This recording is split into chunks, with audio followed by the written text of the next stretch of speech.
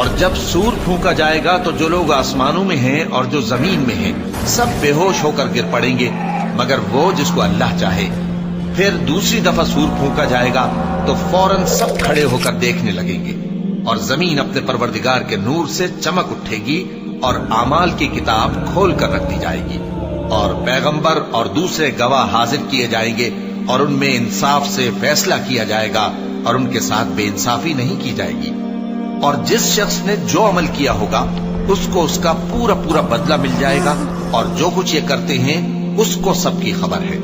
اور کافر گروہ گروہ کر کے جہنم کی طرف ہانکے جائیں گے، یہاں تک کہ جب وہ اس کے پاس پہنچ جائیں گے تو اس کے دروازے کھول دیے جائیں گے،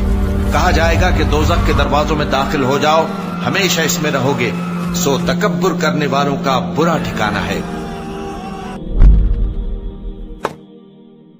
اور جب سور پھونکا جائے گا